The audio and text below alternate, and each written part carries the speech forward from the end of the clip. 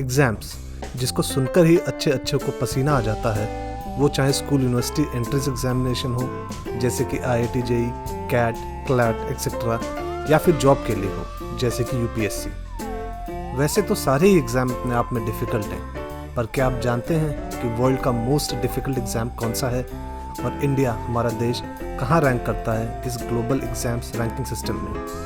क्या है क्राइटेरिया किसी भी एग्ज़ाम को टफ रैंक करने का, और मोस्ट इम्पॉर्टेंटली इस एग्ज़ाम को आखिर बनाया किसने और कब, और ये इंडिया में आया कैसे?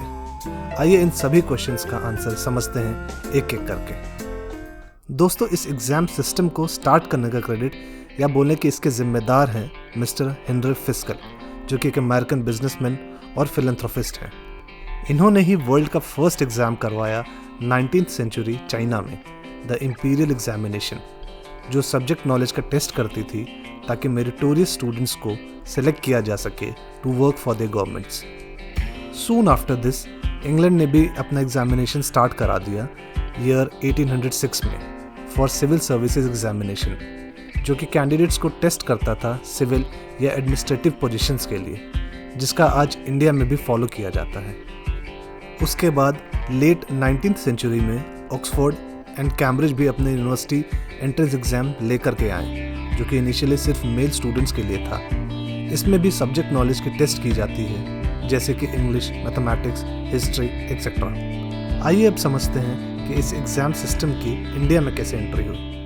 तो बात यह है कि जब ब्रिटिश इंडिया में आए तो ईस्ट इंडिया कंपनी को सिविल सर्विसेज पोजीशंस के लिए हायरिंग करनी थी। तब तक लंदन में सिविल सर्विसेज एग्जामिनेशन स्टार्ट हो चुका था ईयर 1806 में, और ईस्ट इंडिया कंपनी की ओवरऑल पावर गवर्नेंस इंग्लैंड से ही होती थी। तो same exam with similar pattern को इंडिया में 1853 में स्टार्ट करवाया गया, जिसका इंडिया में नाम दिया गया इंडियन सिविल सर्विसेज एग्ज़ाम्स। इन पोजीशंस पे पहले एंट्री नॉमिनेशंस के थ्रू होती थी, पर ईयर 1853 में जब पार्लियामेंट ऑफ इंग्लैंड ने इस नॉमिनेशन प्रोसेस को अबॉलिश कर दिया, तब एंट्री एग्ज़ाम के थ्रू ही होने लगी। इस एग्ज़ाम को पास करने के साथ ही कैंडिडेट्स को हॉर्स राइडिंग टेस्ट भी पास करना होता था, जो कि एक मैंडेटरी पार्ट था सिविल सर्वेंट बनने का। इस एग्ज़ाम को पहले तो सिर्फ इंग्लैंड में ही कराया गया, बट बाद में इसे इंग्लैंड और इंडिया दोनों जगह कराया जाने लगा। उसके बाद ये एग्ज़ाम पैटर्न भारत का भी एक इंटीग्रेटेड पार्ट बन गया, और अब चाहे सेंट्रल गवर्नमेंट जॉब हो या स्टेट गवर्नमेंट जॉब, सबके लिए ही एग्ज़ाम देने पड़ते हैं। अब चूँकि एग्ज़ाम के टफनेस लेवल की बात हो रही थी ग्लोबली, तो ज़रूर ऐसे कुछ पैरामीटर्स होंगे जो कि ये डिसाइड करते होंगे कि कौन सा एग्ज़ाम सबसे टफेस्ट है। आइए उन पैरामीटर्स पे भी एक नज़र डालते हैं।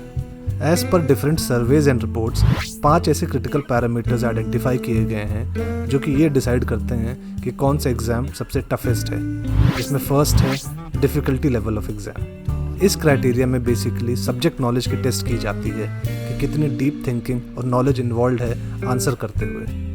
सेकेंड पैरामीटर है duration and format of exam. इसमें एग्ज़ाम की ड्यूरेशन और उसकी स्ट्रक्चरिंग देखी जाती है, जैसे एग्ज़ाम कितना लंबा है, कितने फेजेस में हो रहा है, हर क्वेश्चन को आंसर करने के लिए कितना टाइम है, और फॉर्मेट कैसा है, जैसे कि MCQ टाइप है, लॉन्ग आंसर है, कैलकुलेशन बेस्ड है एक्सेट्रा।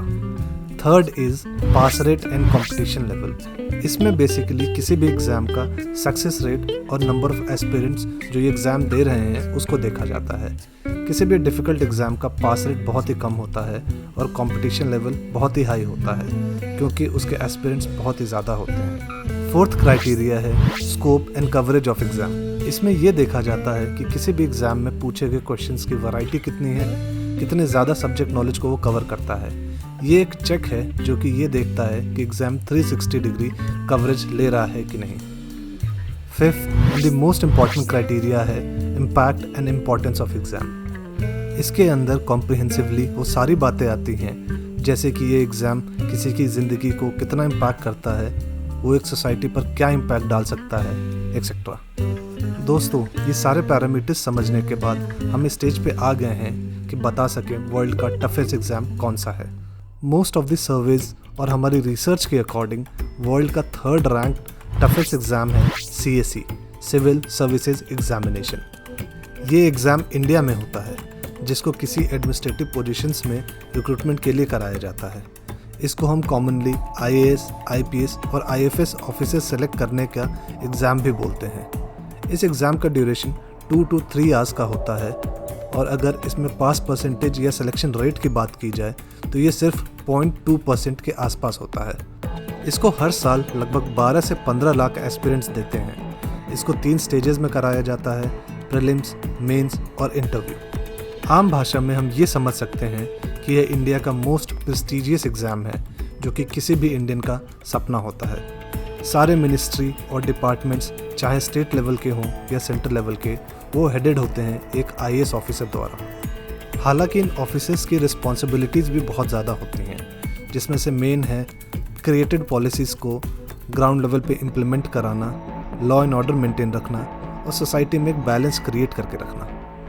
इसके साथ ही आइए अब बात करते हैं second toughest exam of the world, और वो है IIT JEE एडवांस्ड। इस एग्ज़ाम को भी इंडिया में कराया जाता है और जैसा कि आप सब जानते ही होंगे कि इस एग्ज़ाम से इंडिया के सबसे प्रेस्टिजियस इंजीनियरिंग कॉलेजेस IITs में एडमिशन होते हैं इंजीनियरिंग कोर्सेज़ के लिए। इसको भी हर साल लाखों बच्चे देते हैं, जिसको पास सिर्फ 26% स्टूडेंट ही कर पाते हैं।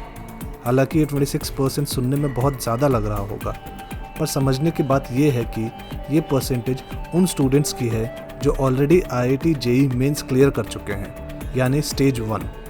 मतलब ये एग्ज़ाम भी 2 लेवल्स में होता है, स्टेज 1 JEE मेंस और स्टेज 2 JEE एडवांस्ड। तो अगर हम एक्चुअल परसेंटेज कैलकुलेट करें JEE मेंस से तो ये नंबर भी बहुत कम हो जाता है और लगभग 0.5 से 2.5% के बीच आता है। इस एग्ज़ाम का ड्यूरेशन भी 3 आवर्स का ही होता है, पर इंटरेस्टिंग बात यह है कि इसकी प्रिपरेशन कराने के लिए पूरा एक सिटी डेडिकेट हो जाता है, जिसको हम राजस्थान के कोटा के नाम से जानते हैं, जिसमें हर साल 2 लाख से भी ज़्यादा स्टूडेंट्स IIT JEE की प्रिपरेशन के लिए जाते हैं और इससे इस सिटी का एनुअल रेवेन्यू लगभग 5000 करोड़ का होता है। और अगर अब सारे पैरामीटर्स को कंसीडर करें तो ग्लोबली जिस एग्ज़ाम को टफेस्ट माना गया है और जिसकी रैंकिंग फर्स्ट है इस कैटेगरी में, वो इंडिया का नहीं बल्कि चाइना का गाओकाओ एग्ज़ाम है, जो कि एक कॉलेज एंट्रेंस एग्ज़ाम है स्टूडेंट्स के लिए जो final year of high school में है। इस एग्ज़ाम को national college entrance exam NCCE के नाम से भी जाना जाता है। ये हर साल जून के महीने में कराया जाता है और इसकी ड्यूरेशन फुल 2 डेज़ की होती है। ये इतना टफ और इतना नेशनल इम्पोर्टेंस लेवल का एग्ज़ाम है कि पूरी कंट्री 2 दिन के लिए स्टैंड स्टिल पर आ जाती है। इसको क्लियर करने वाले स्टूडेंट्स का ना ही सिर्फ करियर ब्राइट हो जाता है, बल्कि उनके मैरिजेस में भी उनको इम्पोर्टेंस मिलती है।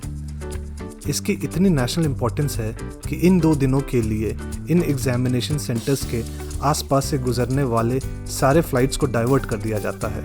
फ्यूनरल यात्रा भी डाइवर्ट कर दी जाती है, कंस्ट्रक्शन साइट्स पर रोक लगा दी जाती है, यहाँ तक कि यहाँ से गुजरने वाले सारे व्हीकल्स को स्ट्रिक्टली हॉर्न बजाने से मनाही होती है। पुलिस फोर्स पूरे रूट की प्लानिंग और डाइवर्जन करते हैं ताकि डिस्टर्बेंस ना के बराबर हो। इसकी कंट्री लेवल पे प्रिपरेशन जितनी टफ और पार्टिसिपेटिव होती है, उतना ही पर्सनल लेवल पे पेरेंट्स काफ़ी टाइम पहले से ही टेस्ट सेंटर्स के पास वाले एरिया में होटल्स बुक करवा लेते हैं और प्रिपेयरिंग स्टूडेंट्स को न्यूट्रिशनल सप्लीमेंट्स देना भी शुरू कर देते हैं, जिससे हर साल जून के महीने में होने वाले एग्ज़ाम की वजह से अप्रैल में चाइनीज़ इकोनॉमी सिग्निफिकेंटली बूस्ट कर जाती है। इवन रेफरेंस बुक्स और इन सब से रिलेटेड इंडस्ट्रीज़ के स्टॉक प्राइजेस में भी काफ़ी उछाल देखने को मिलता है इस टाइम पे।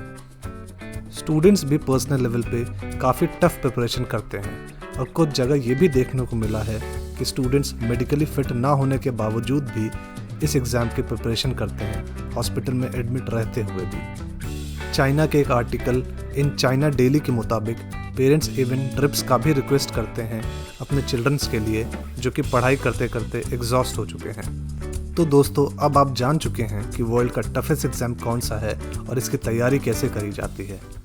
पर आपका क्या मानना है? क्या इस लेवल का मेंटल स्ट्रेस या ट्रॉमा हमारी अगली जनरेशन को डार्कनेस में तो नहीं ले जा रहा? क्योंकि इसको देने वाले की संख्या हर साल लाखों और करोड़ों में पहुंचती जा रही है। पर जो सक्सेस नहीं हो पाते, उनके साथ क्या होता है?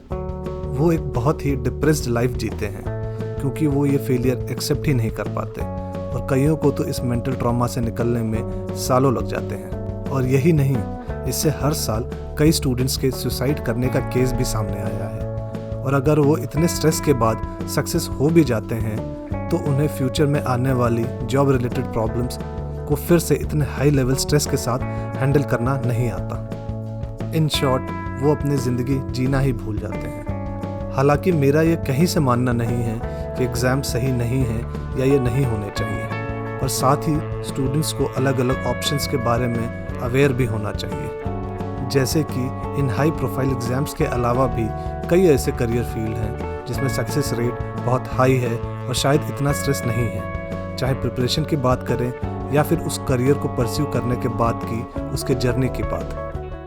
Thank you friends. अगर आपको मेरा ये वीडियो पसंद आया और आप ऐसे ही कंटेंट आगे भी देखना चाहते हैं तो मुझे लाइक, शेयर और सब्सक्राइब ज़रूर करें।